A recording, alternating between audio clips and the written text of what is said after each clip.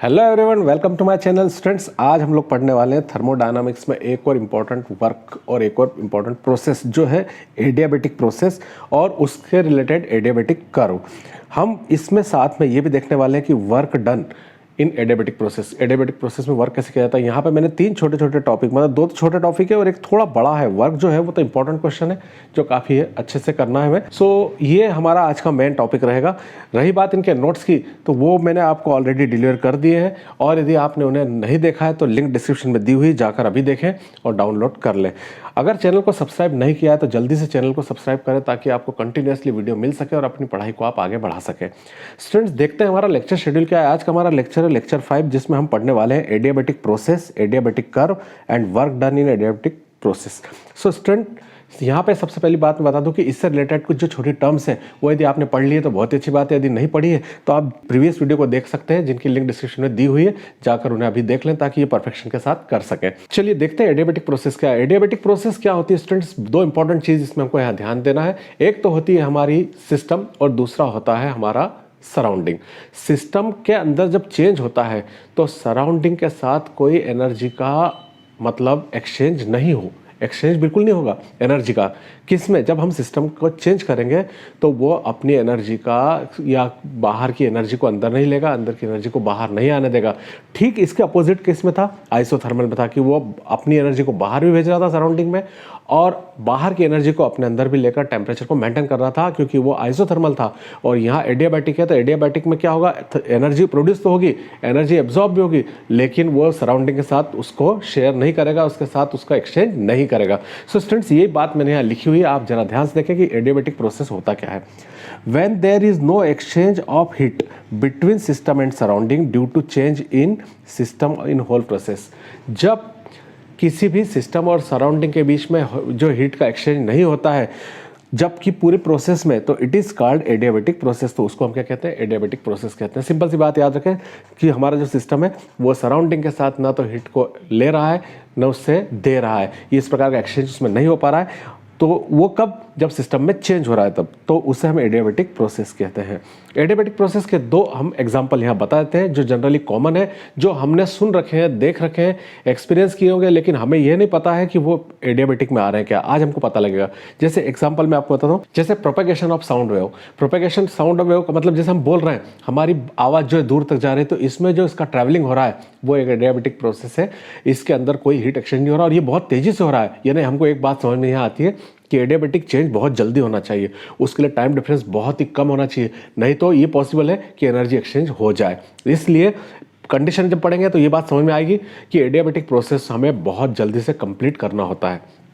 दूसरा है bursting of vehicle tube in adiabatic process. अचानक साइकिल का या व्हीकल का ट्यूब फट जाता है, बहुत तेज़ी से फटता है, तो उसकी एयर जो एक्सपांड होती है बाहर निकल के, वहाँ एडियाबैटिक चेंज होता है। और वो एग्जाम्पल हम प्रैक्टिकली देख चुके हैं, लेकिन आज हमको पता लग रहा है कि वो कौन सा चेंज था, एडियाबैटिक चेंज था।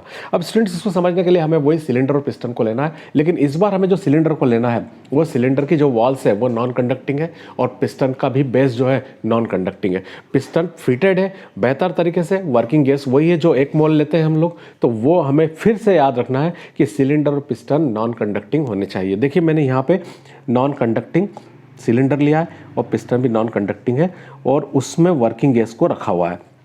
अब देख रहे हैं आप कि वर्किंग गैस रखी हुई है और मैंने प्रेशर उसके ऊपर अप्लाई किया हुआ है, यानी प्रेशर को मैं इंक्रीज कर रहा हूँ। जैसे मैं प्रेशर को डेवलप करता हूँ, इंक्रीज करता हूँ, तो वहाँ वॉल्यूम क्या हो जाता है, कम हो जाता है। देखिए यहाँ पे ये वॉल्यूम कम हो रहा है, यहाँ पे इसका कंप्रेशन हो रहा है। अब कंप्रेशन होने में क्या होगा, आप जानते हैं गैस में कंप्रेशन होता है, जब वो उस प्रेस होती है तो उसके मॉलिक्यूल क्या होते हैं, पास पास आ जाते हैं, और मॉलिक्यूल पास पास आते हैं तो उसमें एक्टिव कोलिजन जो होता है बढ़ने लगता है। एक्टिव कोलिजन बढ़ने लगता है तो उसके अंदर क्या होती है, हीट एनर्जी जनरेट होती है। अब वो हीट एनर्जी जनरेट होती है, लेकिन हमने पहले ही डेफिनेशन में पढ़ लिया है कि हम हीट को सराउंडिंग को ट्रांसफ़र नहीं करने वाले हैं। तो हीट को हम सराउंडिंग को ट्रांसफ़र नहीं करेंगे, मतलब ये सिस्टम नहीं करेगा और हीट अंदर ही रह जाएगी। इस प्रकार से जब हम प्रेशर बढ़ा बढ़ाएंगे तो वहाँ पर टेम्परेचर बढ़ जाएगा।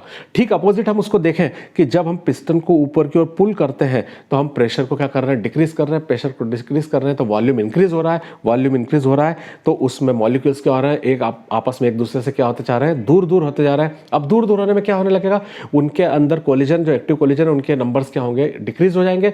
फलस्वरूप उसमें क्या होगा स्टूडेंट्स कि उसकी एनर्जी कम हो जाएगी। तो यहाँ कम हो जाएगी लेकिन सराउंडिंग से वो एनर्जी बैलेंस करने के लिए वहाँ से ले नहीं सकता है। यानी इस प्रकार से हम दोनों प्रकार में एडियाबैटिक प्रोसेस में देखते हैं कि जब कॉम्प्रेशन होता है तो एनर्जी इंक्रीज होती है और जब यहाँ हम कॉम्प्रेशन के अपोजिट जब उसका एक्सपांशन करते हैं वॉल्यूम का तो वहाँ पर एनर्जी डिक्रीज हो जाती है। यही बात यहाँ पूरी तरह से मेंशन की हुई है जिसको मैं एक बार पढ़ के आपको समझा देता हूँ। जो मैंने आपको अभी समझा है, एग्जाम्पल के थ्रू बोल के समझा है, वही यहाँ लैंग्वेज में लिखा हुआ है। उस लैंग्वेज को आप देख लेंगे तो जो मेरी बात है वो और अच्छे समझ में आ जाएगी। स्टूडेंट देखिए, For explaining adiabatic process, we take a cylinder. Its wall are perfectly non-conducting. इसकी wall जो है perfectly non-conducting है. In this cylinder, airtight and non-conducting pistons is fitted. यहाँ पर हमने पिस्टन को भी लिया है, वो airtight है और non-conducting है. So students, अब इसमें फर्स्ट डायग्राम के अकॉर्डिंग हम स्टडी करेंगे और मैंने आपको बताया कि हम उसमें प्रेशर को बढ़ा रहे थे। When gas is compressed, then heat is released, but the heat is can't escape out from the cylinder. As a result of temperature of gas increases. So as a result of gas temperature increases. According to second diagram, अब यहाँ पे क्या होगा, second diagram में क्या कर रहे हैं हम, when gas is expanded, then heat is absorbed, क्योंकि expand कर रहे हैं तो heat absorb होगी. This heat is not compensated from atmosphere as a result of temperature of gets fall. लेकिन अब ये उससे सराउंडिंग के साथ शेयर नहीं हो पा रही है, मतलब उससे ली नहीं जा रही है, तो इसका क्या होगा, अंदर के सिस्टम का टेम्परेचर क्या होगा, गिर जाएगा। मतलब इसमें एडियाबैटिक में हमें दो टेम्परेचर चेंज बताना है कि जब हम कॉम्प्रेशन करते हैं तब क्या होता है और जब हम उसके वॉल्यूम को एक्सपांशन करते हैं तब क्या होता है। दोनों फिगर में इसको हमने समझा दिया। तो इस प्रकार it is clear that it is adiabatic change. Students, अब रही बात इसके कंडीशन की, कौन कौन सी कंडीशन इसके लिए बहुत ज़रूरी होती है। तो जैसे मैंने आपको पहले बताया कि एडियाबैटिक प्रोसेस होने के लिए सबसे पहली कंडीशन ये होना चाहिए कि इसको बहुत जल्दी, बहुत छोटे टाइम ड्यूरेशन में इसको कंप्लीट कर लेना चाहिए। Adiabatic process should occur in less time with fast rate, so no more time available for heat exchange. इससे क्या होगा कि हीट एक्सचेंज के लिए बहुत टाइम नहीं मिल पाएगा और फास्ट रेट से कंडक्ट होगा तो हीट एक्सचेंज नहीं हो पाएगा तो ऑटोमेटिकली ये एडियाबैटिक कंसिडर हो जाएगा। For this process wall of cylinder and piston must be perfectly non conductor. ये तो हमने पहली कंडीशन में लिया था, इसके बगैर तो पॉसिबल ही नहीं है। So that exchange of heat between system and surrounding, so इसलिए वो पॉसिबल ही नहीं होता कि सिस्टम में और हीट में, सराउंडिंग में हीट का एक्सचेंज हो पाएगा। अब एडियाबैटिक कर्व की बात करते हैं। एडियाबैटिक कर्व क्या है, वही वाली बात मैंने आपको पहले बताई थी कि हम एक्स एक्सिस पे गैस के वॉल्यूम को ले लें और वाई एक्सिस पे प्रेशर को ले लें और इसके बीच में एक टेम्परेचर पे इस कर्व को ड्रॉ करें तो हमें कर्व जो मिलता है ए से बी की तरफ, उसका नाम है एडियाबैटिक कर्व। और इसी खासियत ये होती है स्टूडेंट्स कि ये हमारा आइसोथर्मल कर्व से थोड़ा बड़ा होता है, उसका कर्व छोटा है और इसका कर्व थोड़ा बड़ा होता है। तो ये बात यहाँ लिखी हुई है, when volume is at X axis and pressure is at Y axis, volume is at X axis and pressure is at Y axis and graph is plotted between them. अब ग्राफ प्लॉट कर दिया उनके बीच में, so curve obtained is called adiabatic curve. तो उस curve को हम क्या कहते हैं, एडियाबैटिक कर्व कहते हैं। This curve is more than of the curve of the isothermal process. ये उस आइसोथर्मल वाले कर्व जो तीन बताए थे हमने और तीनों पैरेलल थे, उनसे इसकी लेंथ ज़्यादा होती है। इस प्रकार से आइसोथर्मल ये कर्व हमें मिलता है। अब स्टूडेंट्स, सबसे इंपॉर्टेंट पार्ट अब आ रहा है। देखिए, हम पहले दो क्वेश्चनों को तो देख सकते हैं, इजीली समझ में आता है। लैंग्वेज के क्वेश्चन से तो लैंग्वेज को थोड़ा सा कंसिडर करके बेहतर तरीके से लिखना चाहिए, क्योंकि ऐसे क्वेश्चंस में हमें मार्क्स कट जाने की ज़्यादा पॉसिबिलिटीज़ होती है। लेकिन ये जो क्वेश्चन आ रहा है वर्क डन, ये एग्जाम पॉइंट ऑफ व्यू से इंपॉर्टेंट तो होता ही होता है, साथ में इसमें क्या होता है, मैथमेटिकल स्टेप्स होती है ना, तो वो हमारी हेल्प कर देती है। उस हेल्प से हमारे सारे स्टेप्स हम अपने डेवलप कर लें और स्टेप बाय स्टेप यदि हम क्लियर करेंगे तो ये फुल मार्क्स हमको दे देगा। अब स्टूडेंट्स, मैं आपको ये एक्सप्लेन करूंगा कि यहाँ पे एडियाबैटिक प्रोसेस में वर्क कैसे होता है। पहले तो वही बात जो हमको सारी देखना है कि हमारे पास दो फिगर थे, दो डायग्राम थे, जिसमें पिस्टन था, उसकी नॉन कंडक्टिंग वॉल थी, और सिलेंडर था, वो भी नॉन कंडक्टिंग था और परफेक्टली फिटेड था उसके अंदर, और वर्किंग गैस उसमें 1 मोल ली हुई है हमने। अब यहाँ देखें students, let 1 mole ideal gas is present in cylinder of perfectly non conducting walls. I think ये तो सेंटेंस आपको मैंने कई बार समझा दिया, आपको समझ में आ ही गया होगा। And air tight non conducting piston is fitted in it. Obviously ये भी वही बात है। इन इनिशियल कंडीशन, जब हमने उसका कॉम्प्रेशन किया था, उसमें प्रेशर इंक्रीज किया था, उस कंडीशन में the pressure of gas is P1, volume is V1 and temperature is T1। अब यहाँ पे क्या हुआ, ड्यू टू एडियाबेटिक एक्सपांशन, अब हमने एडियाबेटिक एक्सपांशन कंडक्ट करा यानी उसके प्रेशर को डिक्रीज करा तो वॉल्यूम क्या हुआ था, इंक्रीज हुआ था, एडियाबेटिक प्रोसेस हुई थी। It process becomes in this process pressure becomes P2, volume becomes V2 and temperature become T2 respectively. ये सब हमारे टर्म्स जो P1 से P2 में चेंज हो गया, V1 से V2 में चेंज हो गया और टेम्परेचर T1 से T2 में चेंज हो गया। Therefore work done by the gas in expanding volume from V1 to V2। अब यहाँ पर हमें देखना है कि वर्क कितना हुआ जो गैस ने अंदर रहते हुए किया है, किस में, एडियाबेटिक प्रोसेस में। तो हम जानते हैं कि W इक्वल टू वर्क जो होता है हमारा PdV होता है और लिमिट होती है V1 टू V2। ये स्टूडेंट्स हमने वर्क पहले ही निकाल लिया है, इसके लिए मैंने एक सेपरेट वीडियो बना रखा है। आपको यदि समझ में नहीं आया है तो प्रीवियस वीडियो को देखें, ये स्टेप समझ में आ जाएगी कि किस तरह से वर्क को निकाला जाता है। तो वर्क के लिए हमें ये स्टेप लेना होती है। हाँ, वर्क हम डिटरमाइन करेंगे कि किसके लिए, पहले हमने आइसोथर्मल के लिए कर लिया है, आज हम कर रहे हैं एडियाबेटिक के लिए। सो स्टूडेंट्स, एडियाबेटिक के लिए एक बात ध्यान दें कि यहाँ पर एडियाबेटिक चेंज में PV to the power gamma is equal K होता है। यदि हम P की वैल्यू निकालें स्टूडेंट्स यहाँ से तो K अपनी प्लेस पे रहेगा, अपॉन में आ जाएगा V की पावर गामा। अब स्टूडेंट्स ये P की वैल्यू यहाँ पुट कर देते हैं तो W इक्वल टू, यहाँ हम वैल्यू को पुट करते हैं V1 से V2, हमारी जो लिमिट है वो तो वो एज इट इज़ रहेगी। P की प्लेस पे रखेंगे K upon V to the power gamma dV। अब स्टूडेंट्स यहाँ V की टर्म है और इंटीग्रल जो है dV के टर्म में होने वाला है, V के रिस्पेक्ट में होने वाला है, तो K हमारा हो गया कांस्टेंट, उसको हम निकाल देते हैं बाहर। तो K को जैसे हम बाहर निकालते हैं तो V1 to V2 1 upon V to the power gamma dV ये बच जाता है हमारे पास। अब V to the power gamma को हम ऊपर ले जाएंगे तो उसकी पावर का साइन क्या हो जाएगा स्टूडेंट्स, चेंज हो जाएगा। लिमिट वही रहेगी V1 से V2 और V की पावर माइनस गामा dV हो जाएगा, क्योंकि देखिए पावर गामा थी तो वो ऊपर जाएगी, डिनोमिनेटर से न्यूमरेटर में ले जा रहे हैं तो पावर का साइन क्या होता है, चेंज होता है, वो चेंज हो गया स्टूडेंट्स। अब यहाँ पे मैं आपको एक बात बता दूं कि इस स्टेप को करने के लिए हमें इंटीग्रल के फार्मूले की, बेसिक फार्मूले की जरूरत होगी जो आपने सीख रखा है। मैं उसी को यहाँ यूज़ करूँगा और साथ में इसको मेंशन भी कर दूंगा राइट हैंड साइड में, ताकि आपको स्टेप हार्ड ना लगे। अब देखिए वो जो W है हमने K कॉन्स्टेंट बाहर निकाला है, लिमिट V1 से V2 है और V to the power minus gamma dV है। मैंने अभी आपसे बताया था कि इंटीग्रल कैलकुलस के बेसिक फार्मूले को यूज़ करेंगे हम लोग।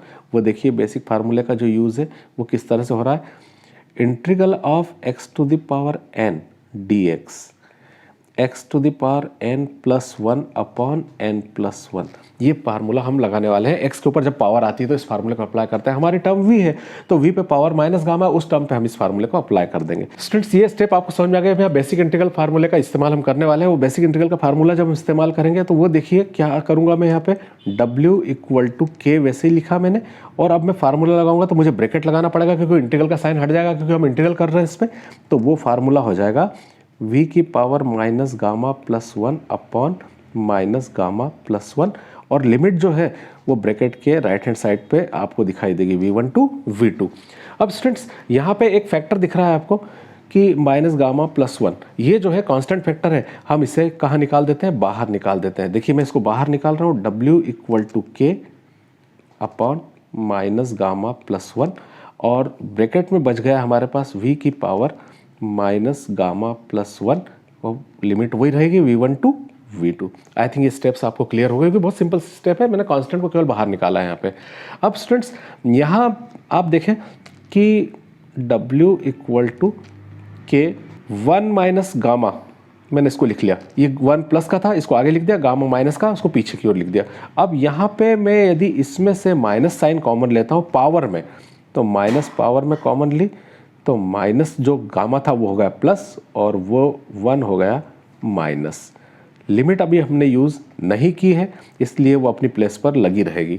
सो स्टूडेंट्स ये दोनों बात समझ में आ गई आपकी, पावर माइनस कॉमन लिया तो किस तरह से हुआ। अब यहाँ पे वर्क को आगे बढ़ाते हैं तो K अपॉन 1 माइनस गामा।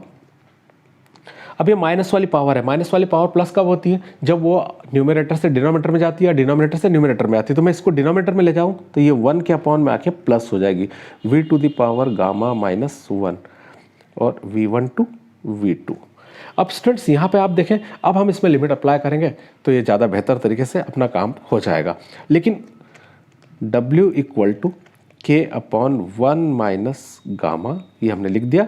अब यहाँ पे हम लिमिट अप्लाई करते हैं, 1 upon V2 to the power gamma minus 1 minus 1 upon V1 to the power gamma minus 1, ये हमने लिमिट इसमें अप्लाई कर दी। स्टूडेंट जैसे आप लिमिट अप्लाई कर देते हो, अब ये ब्रैकेट पे लिखने वाली लिमिट नहीं लिखना है, क्योंकि आपने v की प्लेस पे v2 को भी रख दिया है। देखिए यहाँ पर v की प्लेस है, उस पर आपने पहले v2 को रखा यहाँ पे, फिर उसकी प्लेस पे अगली बार v1 को यहाँ पे v2 की प्लेस पे रख दिया है। तो इस प्रकार से स्टेप आ गई, तो हमें लिमिट को वापस रखने की ज़रूरत नहीं होती।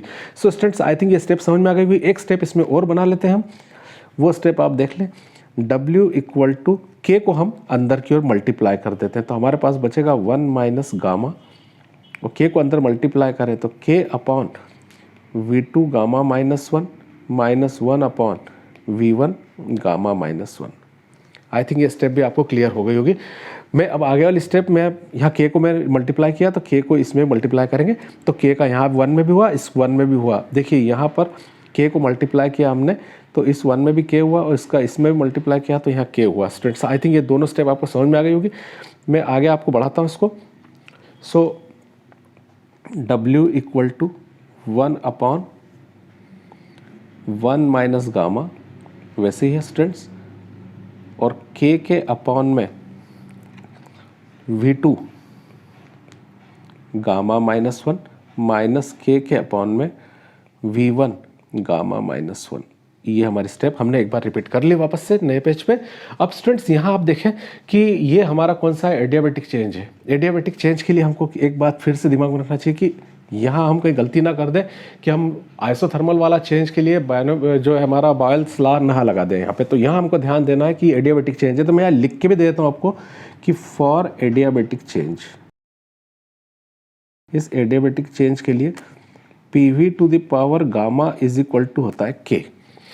तो यहाँ पे K की वैल्यू हमको मिल रही है स्टूडेंट्स, तो आप देख रहे हैं यहाँ पे PV की पावर गामा, तो यहाँ हम W equal to 1 upon 1 minus gamma अपनी प्लेस पर रखते हैं, K की प्लेस पे हम वैल्यू पुट कर देते हैं P, और ये देखिए यहाँ पर PV की पावर गामा है, तो K की वैल्यू हम उस टर्म में बनाएंगे। जैसे इसमें क्या है, यहाँ पर ये V2 की टर्म है, तो ये V2 में बनेगा, और V1 की टर्म आएगी तो V1 में बनेगा। कैसे, मैं आपको लिख के बता देता हूँ। जैसे हम सब जानते हैं कि P1 V1 equal to P2 V2, ये अपना बॉयल इक्वेशन है, लेकिन एडियाबेटिक चेंज के लिए P1 V1 to the power gamma equal to P2 V2 to the power gamma is equal to K हो जाएगा। तो यहाँ पे हमें K की दो वैल्यू मिलती है, P1 V1 power gamma, P2 V2 power gamma, लेकिन रिस्पेक्टिव हमें क्या रखना है, यहाँ पे स्टेप पे थोड़ा ध्यान दीजिएगा। यहाँ पे V2 लिखा हुआ है, देखिए फर्स्ट स्टेप पे V2 है, तो V2 वाली टर्म ही पहले लेंगे हम, V1 वाली टर्म के लिए V1 वाली टर्म लेंगे। तो यहाँ पर आप देखिए K पे मैं किसकी वैल्यू रखूँगा, जरा सोच के बताइए, आप सोच लीजिए पहले, मैं रुक रहा हूँ यहाँ पर कि किसको रखेंगे आप। तो देखिए K की जगह आप रखेंगे P2 V2 वाली टर्म को रखेंगे,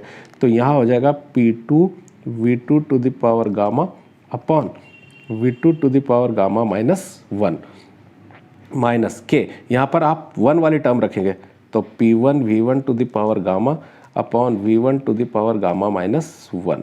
अब स्टूडेंट्स यहाँ पे W equal to 1 upon 1 minus gamma अपनी जगह पर रहेगा, और यहाँ पर आप देखें कि इस V2 को मैं ऊपर ले जाता हूँ, पावर को मैं जैसे V2 के अपॉन में V2 यहाँ दिख रही होगी आपको, V2 है यहाँ अपॉन में V2 है, यहाँ V1 है यहाँ अपॉन में V1 है, तो पावर को हम कहाँ ले जाएंगे, ऊपर ले जाएंगे, ऊपर जाके अपने साइन चेंज कर लेगी, P2 V2 to the power gamma minus ऊपर है, नीचे वाली माइनस गामा प्लस 1 हो जाएगी, क्योंकि V गामा माइनस 1 है, ये साइन चेंज होगा।